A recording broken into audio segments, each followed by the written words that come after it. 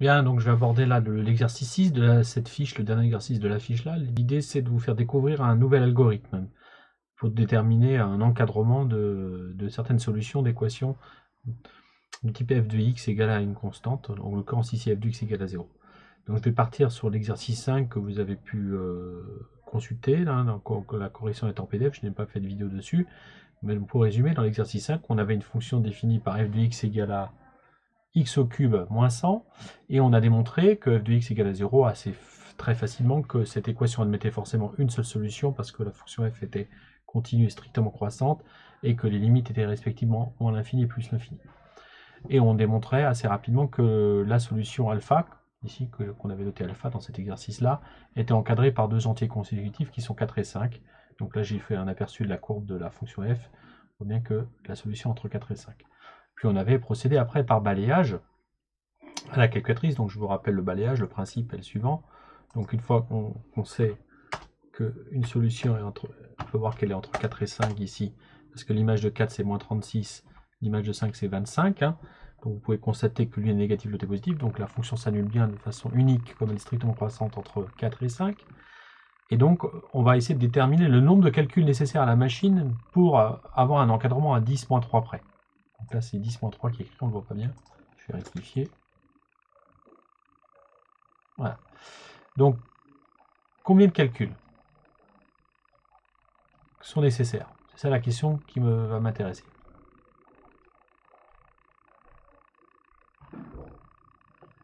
Sachant qu'on part de l'encadrement que alpha est compris entre 4 et 5.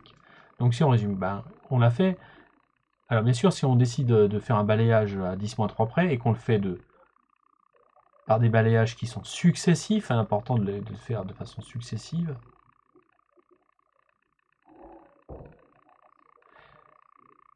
on peut constater que on a d'abord fait quoi? On a encadré entre 4 et 5, du coup après on a modifié, et on est parti avec un premier pas de 0,1. Donc on fait un premier pas de 0,1, on cherche à encadrer, et on cherche lorsque on passe du négatif au positif. Donc là on voit que l'image de 4,6 est négative, l'image de 4,7 est positive, donc on a dû faire des calculs qui allaient ici de 4 à 5 à un kappa de 0,1. Donc on a fait de l'ordre de 10 calculs à la calculatrice. Donc 10 calculs qui été nécessaires à la machine ici pour qu'on puisse estimer ce premier encadrement. Puis après, qu'est-ce qu'on a fait? On a réglé la calculatrice entre 4,6 et 4,7. On a modifié le pas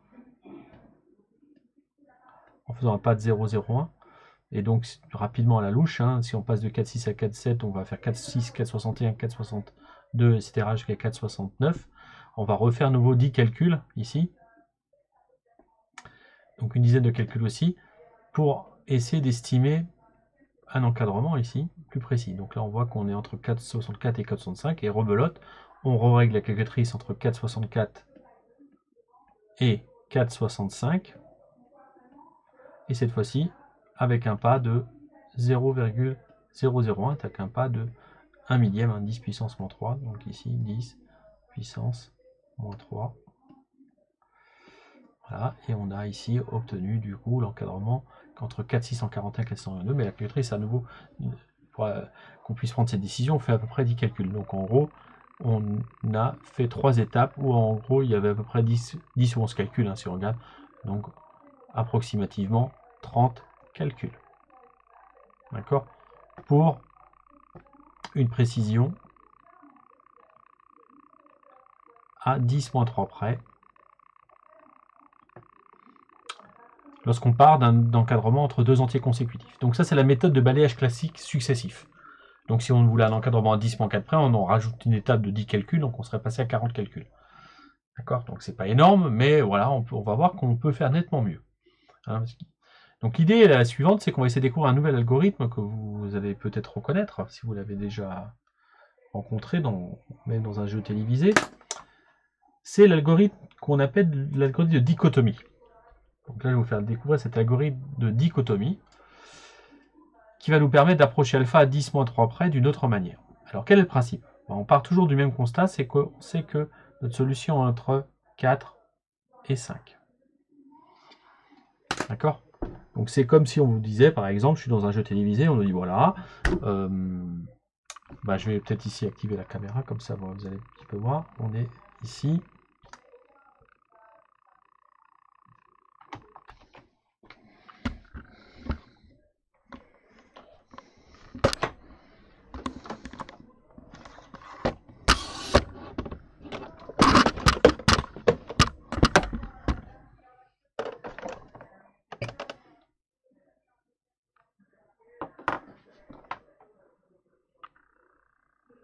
Je vais pas arrêter ça. Bien, donc en l'occurrence, on reprend ici, donc sur le dessin, donc j'ai dit qu'on allait chercher finalement localiser à notre solution qui est alpha ici, en s'intéressant systématiquement au milieu. Donc c'est pour ça que dans l'algorithme ici, on va s'intéresser à f de a et f de m. Alors je vous demandais juste que peut-on dire du nombre f de a et f de m si f de a et f de m sont de même signe. Lorsqu'on prend f de a et qu'on multiplie par f de m, si les deux nombres sont de même signe, ils sont soit tous les deux positifs, soit tous les deux négatifs. Donc quoi qu'il en soit, le produit des deux est positif dès lors que f de a et f de m ont le même signe. D'accord? Alors ce qui veut dire que ça permet, donc ici, quand on multiplie deux nombres, si ces deux nombres sont de même signe, le produit est positif. Donc du coup, on en déduit que f de a fois f de m est forcément négatif dès lors que f de a fois f de et f de m ne sont pas de même signe. Alors c'est justement ce critère-là qui va être le plus intéressant. Donc si f de a ou f de m sont de signes différents, lorsque les deux sont de signes différents, le produit des deux est négatif. Donc ça veut dire que cette condition-là permet de savoir si deux nombres sont de signes différents. C'est pour ça que qu'on va l'exploiter ici, dans cette ligne-là de l'algorithme. Alors le principe ici, c'est de créer ce qu'on appelle en algorithmique une fonction, donc que j'ai appelé dico comme dichotomie, qui possède trois arguments, A, B et E. Donc ces trois arguments-là, ce sont des paramètres.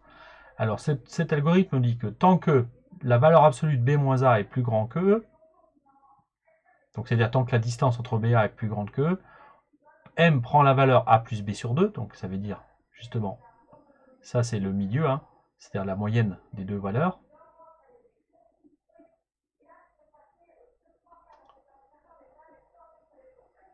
À savoir donc, c'est le principe même de la dichotomie, c'est qu'on a deux valeurs A et B, et on prend la moyenne des deux. Justement, si l'image de A fois l'image de M est négative, alors justement ça veut dire quoi? Ça veut dire que l'image de A fois l'image de M, s'ils sont négatifs, ça veut dire que l'image de A et l'image de M n'ont pas le même signe. S'ils n'ont pas le même signe, ça veut dire quoi? Ça veut dire que notre solution alpha est entre ces deux images. Donc ça signifie que alpha est entre A et M, justement. Et du coup, c'est pour ça que si alpha est entre A et M, B prendra, donc si on recommence l'algorithme, c'est B qu'on va changer, c'est qu'on va chercher la solution entre A et M. Donc B va prendre la place de M. Plutôt c'est M qui prendra la place de B et le A ne bougera pas. Et si c'est pas le cas, ça veut dire que alpha n'est pas entre A et M, donc ça veut dire que alpha est entre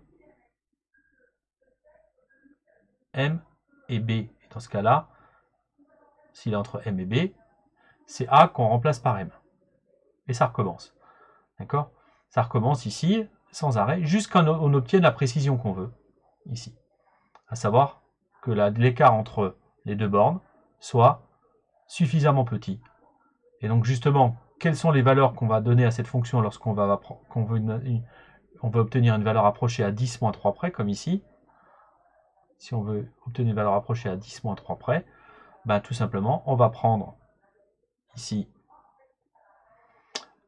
la valeur de E, on va calculer tant que la précision n'est pas atteinte, donc savoir que on va donc écrire le temps que B moins A est plus grand que E, il faudra prendre E qui soit égal à 10 moins 3 ici. 10 puissance moins 3.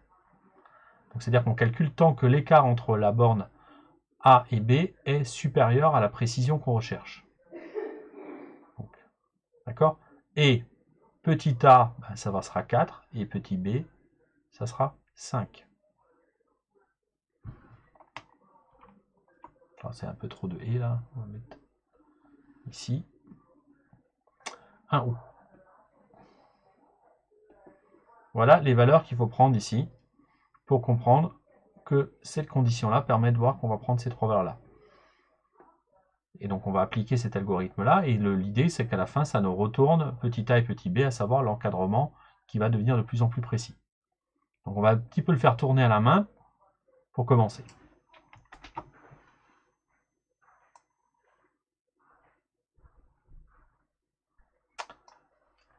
Bien, donc là, faisons tourner l'algorithme justement avec la valeur a égale à b, a égale à 4 et b égale à 5. Donc l'étape 0, on a a égale à 4, b égale à 5. Donc on se lance. Du coup, la machine va faire quoi? Ben, elle va évaluer la condition. Donc elle va évaluer la condition ici b moins a. Donc le b moins a, ça fait 5 moins 4, c'est 1. Donc la valeur absolue de 1, c'est 1. Donc la condition, elle est vraie. C'est ici plus grand que 10 puissance moins 4.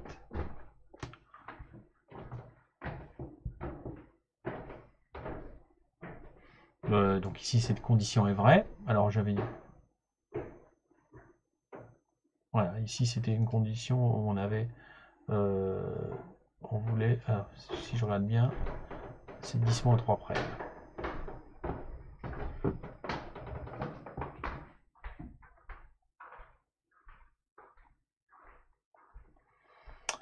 Donc, la condition est vraie. Donc qu'est-ce qu'on fait? On calcule la première étape. M prend la valeur A plus B sur 2, à savoir A plus B sur 2, 4 plus 5, 9, divisé par 2, 4,5.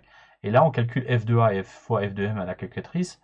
Donc je vous ai mis le calcul, hein, on trouve 319,5. La condition ici, F de A fois F de M, c'est faux. Donc c'est-à-dire que ça c'est faux, cette condition-là, du coup ça nous fait le sinon. Donc c'est-à-dire que c'est A qui prend la valeur de M. Donc autrement dit ici, A ça devient 4,5, B ça le reste à 5. D'accord? Donc là vous comprenez bien que sur notre propriété du juste prix, enfin notre courbe, ici, donc comme je la vois plus, on est entre 4 et 5, et là on vient de prendre le milieu M qui était 4,5, et la condition f de a fois f de m est négative étant fausse, ça veut dire que f de a fois f de m ici est positif, c'est-à-dire qu'ils ont le même signe. Donc c'est-à-dire que la solution n'est pas entre 4 et 4,5, mais entre 4,5 et 5, c'est pour ça qu'ici on a remplacé a par 4,5 et b on le laisse pareil. Et donc qu'est-ce qui se passe? On fait l'écart entre les deux, on trouve un écart de 0,5, et la condition est encore vraie, parce que 0,5 est pas plus petit que 10 moins 3, et on fait le nouveau milieu, le milieu entre 4,5 et 5, qui donne 4,75. Là, on demande à la calculatrice de calculer l'image de 4,5 et l'image de M et de les multiplier. Donc si on fait ça, j'avais anticipé les calculs, on trouve à peu près moins 63,7. Et donc là, la condition là, elle est vraie, parce que le produit est négatif, c'est-à-dire que f de A et f de M ont des signes différents, ce qui veut dire que notre solution est entre 4,5 et 5. D'accord? Donc, parce que dans ce cas-là, on est sur cette condition-là, du coup. Donc, c'est B qui va changer. Donc là, on garde 4,5. Et on change B. Et B est remplacé par 4,75. Et on recommence ici. On calcule l'écart entre les deux, ce qui fait un écart de 0,25. La condition est encore vraie. Et donc, on calcule le milieu entre 4,5 et 4,75. Donc, ça, c'est la deuxième étape. Ce qui nous fait 4,625. Et on calcule le produit des deux images. Et on trouve un produit qui est égal à 9,5 environ. Donc, le produit a un signe positif. Donc, la condition, elle est fausse. Donc, comme c'est faux, ça veut dire que la solution est entre 4,5 et 4,625. Donc ici, dans l'étape 3, on garde ici 4,75 pour le B, parce qu'on est dans la condition qui est fausse, et on remplace A par M, c'est donc là on met 4,625.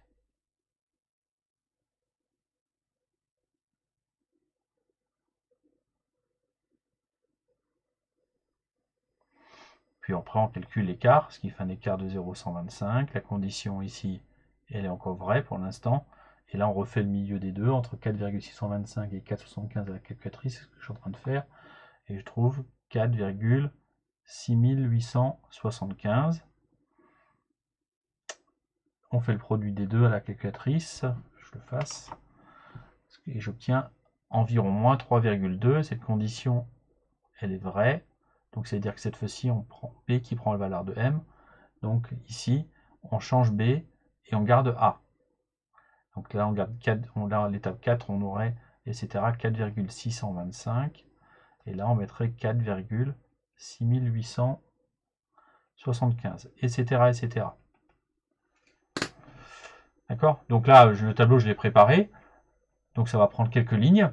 Alors est-ce que ça va être si long que ça? En fait, si vous regardez bien, on passe de... À chaque fois, on divise l'amplitude par 2. Donc vous allez voir que ça va aller plus vite qu'on imagine.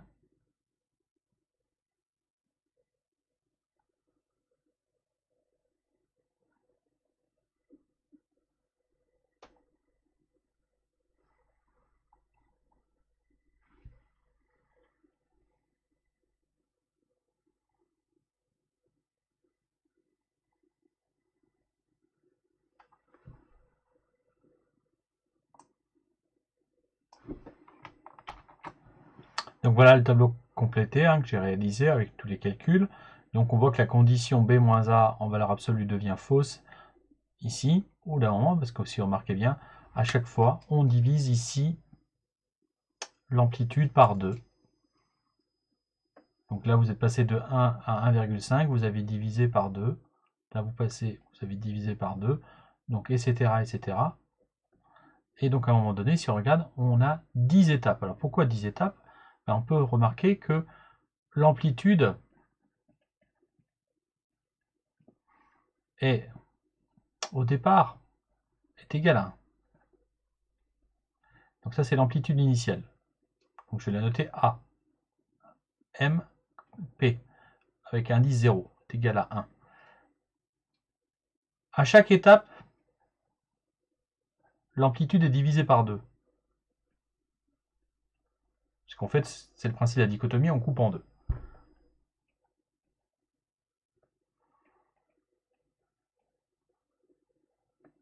Autrement dit, l'amplitude est une suite géométrique. Donc AM, P, indice n plus 1, est donc égal à AM, P, indice n, qu'on a multiplié par 1,5. Donc on a affaire à une suite, ici, qui est géométrique. D'accord? Et donc cette amplitude, alors c'est vrai que je ne vais peut-être pas l'appeler AMP, c'est un peu lourd, je vais changer son notation.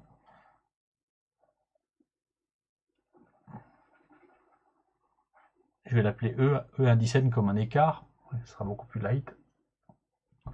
Voilà, l'amplitude initiale, notre E0, et l'amplitude est systématiquement divisée par 2, donc j'aurai E indice n plus 1 qui sera E indice n fois 1,5. Donc l'amplitude est une suite géométrique de raison 1,5, donc on peut voir que l'amplitude, finalement, E indice n, c'est 1,5 à la puissance n en raison des propriétés des suites géométriques. Donc on voit bien que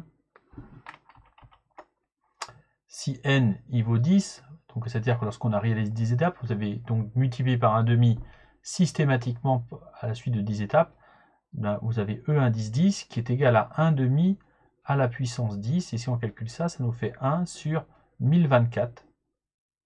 Et 1 sur 1024 est forcément plus petit que 1 sur 1000, à savoir 10 puissance moins 3. Donc c'est-à-dire qu'on pouvait prédire qu'il fallait seulement 10 étapes de calcul pour que la dichotomie nous donne un encadrement qui soit d'ordre de grandeur, donc inférieur ou égal à 10 puissance moins 3 près. Donc on voit que la dichotomie nécessite que 10 étapes, alors qu'au départ, par balayage successif, on a vu qu'il fallait 30 calculs. D'accord? Donc on a quand même eu un gain dans l'efficacité de l'algorithme. Donc la dichotomie est une méthode qui converge plus vite pour la recherche de solutions. Donc maintenant, je vais terminer en la programmant sur Python. Donc pour faire programmer en Python l'algorithme de dichotomie, je vais aller travailler sur l'ENT, sur un fichier Jupyter. Bien, donc je me rends dans l'ENT, je vais dans mes documents, et là je crée un notebook Jupyter. Rappelez-vous que j'ai déjà montré ça en classe. Donc un notebook Jupyter, je lui donne le nom chapitre 4, dichotomie, exercice 6, fiche 1. Bon, je vais tout l'appeler dans l'ordre. Voilà. Fiche 1, exercice 6.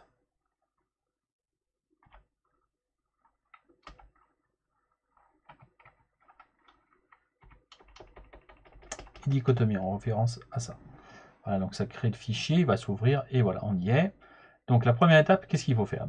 Je rappelle qu'ici on met du code Python. Donc on peut ici choisir du code sur du Python.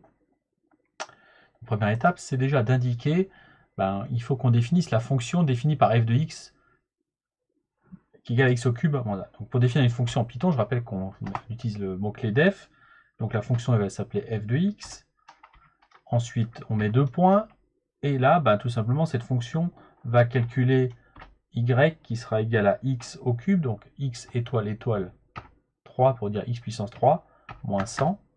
Et elle doit retourner, ici, je retourne y. Voilà, donc là j'ai créé la fonction. Donc je peux tester en faisant run. Donc par exemple ici, je sais que si je fais f de 4, voilà, ça fait moins 36. Si je fais f de 5 et je lance ça, j'obtiens 25. Donc je retrouve les deux valeurs, l'image de 4, l'image de 5. Donc désormais cette fonction existe ici. Donc maintenant je vais en proprement parler créer la fonction ici. Donc il faut que je vous mette sous les yeux en l'occurrence l'énoncé de l'algorithme ici. Alors l'algorithme il est là, on peut le retrouver.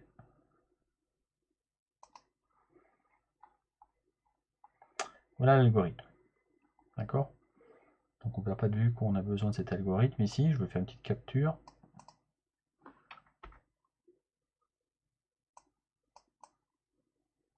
C'est ça que j'ai programmé en Python.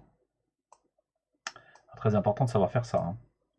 Là, voilà.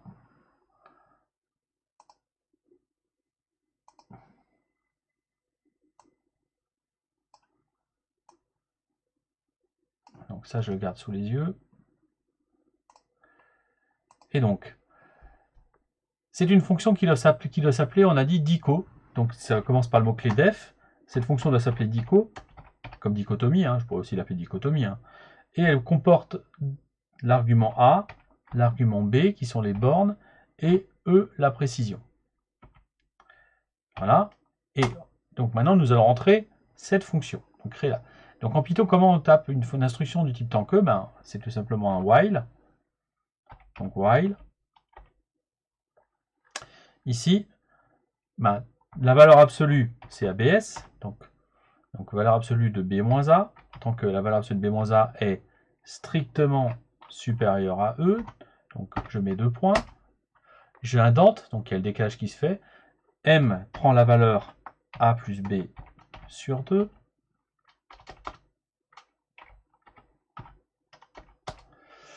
Et là, j'ai ma condition avec un si. Donc si, donc je fais un if, f de a, donc là, f de a, multiplié par f de m. Si ça, c'est inférieur ou égal à 0, donc on va faire quoi? Alors, donc là, on met 2 points. Là, c'est b qui prend la valeur de m. Sinon, donc on met else. C'est a qui prend... Alors, else, il faut mettre les 2 points, sinon on ne va pas aimer. Sinon, c'est a qui prend la valeur de m. Voilà. Là, le si est fini et le while ici est terminé. D'accord? Donc j'ai supprimé les indentations et là je retourne A et B. Voilà, ma fonction est terminée. Donc là j'ai programmé des fonctions en Python. Donc ça, il faut être capable de faire cette transcription en Python. Voilà. Et maintenant, comment tester cette fonction? Alors, je la lance, j'exécute. Alors, vous voyez que quand on crée une fonction, rien ne se passe. Alors, après, on peut l'appeler. Et donc là, l'idée, c'est d'appeler cette fonction. Ici, l'ICO, il faut lui mettre les arguments. Ici, il faut 3 arguments. Hein. Ici, donc, il y a A qui vaut 4, B qui vaut 5, et E, c'est 0,001. J'exécute. Alors, bien sûr, il faut exécuter avec le bouton Run. Et là, vous avez ici les deux valeurs A et B qui sont envoyées ici sous forme d'un tuple, donc à savoir deux valeurs entre parenthèses. Donc ça, c'est la borne inférieure, ça, c'est la borne supérieure. Autrement dit, notre solution alpha est comprise entre 4,6400-6025 et quelle autre valeur qu'il affiche ici que j'ai pas envie de lire. Voilà, donc j'ai exécuté ça, je le sauvegarde. Et ça, tout simplement, on va un peu l'améliorer. Donc ça, j'ai fait une petite impression d'écran.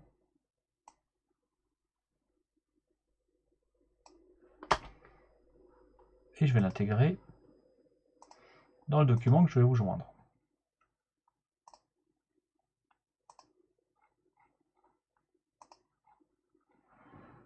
Voilà la traduction en Python.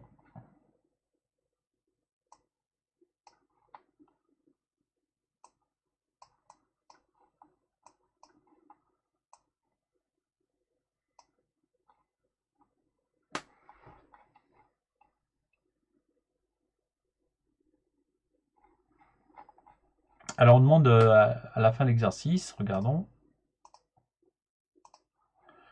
de modifier l'algorithme pour qu'il affiche le nombre d'étapes nécessaires pour obtenir cette précision.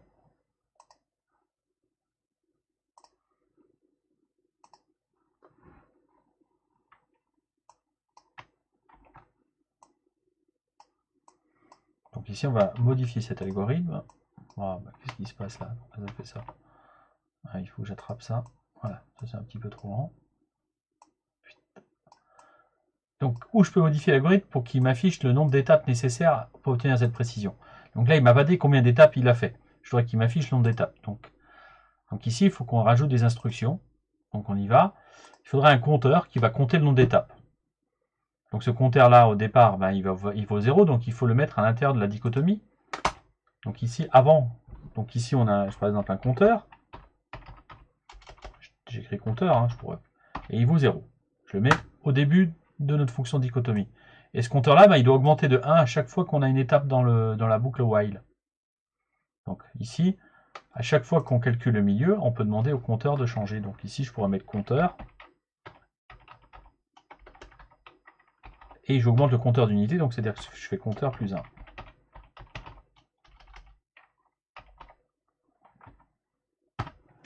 Voilà.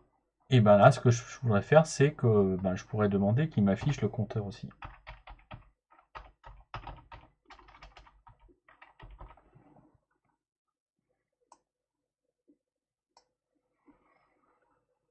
Et donc là, j'exécute. Et là, en fait, j'ai donc bien 10 étapes qui ont été nécessaires pour obtenir une précision à 0,001 près. Donc maintenant, si je veux une précision plus importante, par exemple, si je veux une précision à 10 puissance moins 4, donc je tape 10 puissance moins 4 comme précision, combien d'étapes sont nécessaires? En fait, il lui a fallu 14 étapes. Bon, après, si on veut une précision encore plus importante, si on veut une précision à 10 puissance moins 5, on peut constater qu'il lui faut juste 17 étapes. Etc. etc. Vous voyez que l'intérêt d'une fonction, c'est qu'on peut l'appeler un certain nombre de fois, autant que nécessaire ici. Voilà, après on peut agrémenter ça avec du texte, en mettant du texte si on veut. Voilà, en tout cas, l'efficacité de Python ici pour programmer cet algorithme. Donc ça, c'est quelque chose qu'il faut prendre le temps de comprendre. Et je vous recommande l'exercice 101 de votre livre, que vous avez déjà recommandé, où vous avez cet algorithme qui est réutilisé d'une deuxième manière. Voilà, donc là je sauvegarde ça et je vais vous le mettre dans l'ENT.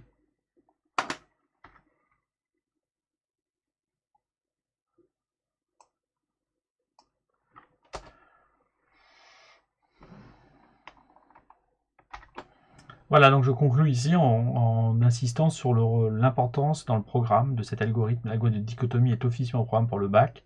Il faut absolument le comprendre. Et donc, pour vous entraîner, vous avez l'exercice 120, page 221, où je vous ai déjà mis la correction à disposition.